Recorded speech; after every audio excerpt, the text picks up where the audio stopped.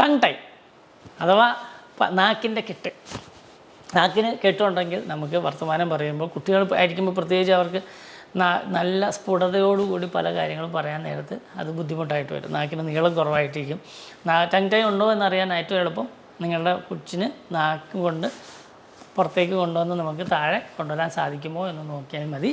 അങ്ങനെയുള്ളവർക്ക് tongue tie, എല്ലാവർക്കും നാക്കിൻ്റെ താഴെ ഒരു ചെറിയൊരു വള്ളി ഉണ്ടാവും.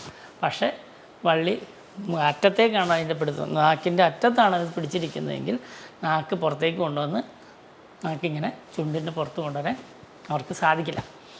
അതാണ് അതിനുള്ള ടെസ്റ്റ്. ഇങ്ങനെ ഉണ്ടെങ്കിൽ ടങ് ടൈയുടെ ഒരു മൈനർ സർജറിയാണ്. മൈനർ സർജറി എന്ന് പറഞ്ഞാൽ മനസ്സിലാക്കാം, ഒരു ഓപ്പറേഷൻ തിയേറ്ററിലൊന്നും കയറ്റണ്ടാത്ത മൈനറായിട്ടുള്ളൊരു സർജിക്കൽ പ്രൊസീജിയർ വെച്ച് നമുക്ക് ആ നാക്കിൻ്റെ വള്ളി മുറിച്ച് കളഞ്ഞു കഴിഞ്ഞാൽ നാക്ക് ഫ്രീ ആവും. നാക്ക് ഫ്രീ ആയി കഴിഞ്ഞാൽ വർത്തമാനം കുറച്ചുകൂടി സ്ഫുടതയോടുകൂടി നമുക്ക് പറയാൻ സാധിക്കും.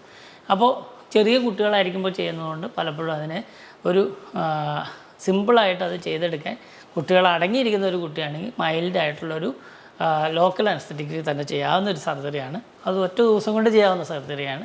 ഇനി അത് രണ്ട് തരത്തിൽ ചെയ്യാം എന്ന് പറഞ്ഞാൽ ബ്ലേഡ് വെച്ച് ചെയ്യാം, അല്ലെങ്കിൽ ലേസർ വെച്ച് ചെയ്യാം. ബ്ലേഡ് വെച്ച് ചെയ്യുമ്പോൾ കുറച്ച് ബ്ലീഡിങ് കൂടുതലായിരിക്കാം, പക്ഷേ ലേസർ വെച്ച് ചെയ്യുമ്പോൾ കുറച്ച് ബ്ലീഡിങ് കുറവായിരിക്കും. അതാണ് അതിൻ്റെ വ്യത്യാസം, അല്ലാതെ വേറെ വലിയ ഒരു വ്യത്യാസമില്ല. പിന്നെ കുറച്ചുകൂടെ ഫാസ്റ്ററായിട്ടുള്ള ഹീലിംഗ് കിട്ടാനൊക്കെ ലേസർ നല്ലതാണ് എന്ന് പറയാറുണ്ട്. അപ്പോൾ ലേസർ വെച്ചോ അല്ലെങ്കിൽ ബ്ലേഡ് വെച്ചോ നമ്മുടെ ടങ് ടൈയുടെ സർജറി ചെയ്യാവുന്നതാണ്. ഇനി മറ്റൊരു കാര്യം എന്ന് വെച്ചാൽ ഈ ടങ് ടൈ ചെയ്യാൻ വേണ്ടി പലപ്പോഴും ചെറിയ പ്രായത്തിലാണ് കുട്ടിയെ കൊണ്ടുവരുന്നത്. അപ്പോൾ അതുകൊണ്ട് തന്നെ അവരെ പറഞ്ഞ് പേടിപ്പിക്കാതിരിക്കുക. ട്രീറ്റ്മെൻറ്റ് വേണ്ടി അവിടെ മുറിക്കും, അതിന് ഇത് വരും, ഇതൊന്നും കുട്ടികളുടെ ഉപയോഗിച്ച് പറയാതിരിക്കുക.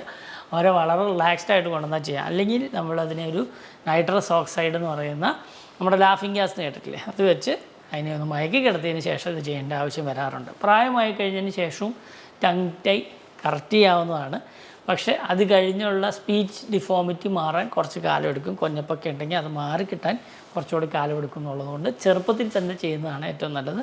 അപ്പോൾ കുട്ടികളുടെ നാക്ക് ആ ഭാഷയൊക്കെ പറയുന്ന ആ വ്യത്യാസങ്ങളൊന്നും വരാതെ കുറച്ചുകൂടി എളുപ്പത്തിൽ ചെയ്യുന്നതാണ്. കൃത്യമായിട്ട് ഒരു ഓറൽ സർജനെ കൊണ്ട് ചെയ്യുന്നതായിരിക്കും ഏറ്റവും അഭികാമ്യം.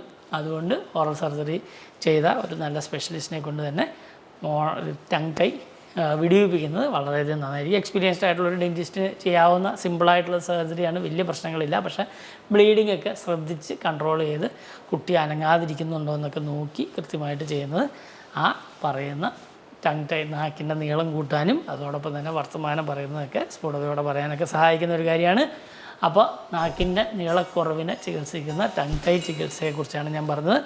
ഇതുപോലുള്ള കാര്യങ്ങൾ അറിയുവാനും ഇതുപോലുള്ള പ്രൊസീജിയേഴ്സൊക്കെ ചെയ്യാനും ഡോക്ടറെ ഫോളോ ചെയ്യാനും ഷെയർ ചെയ്യാനും മറക്കരുത്.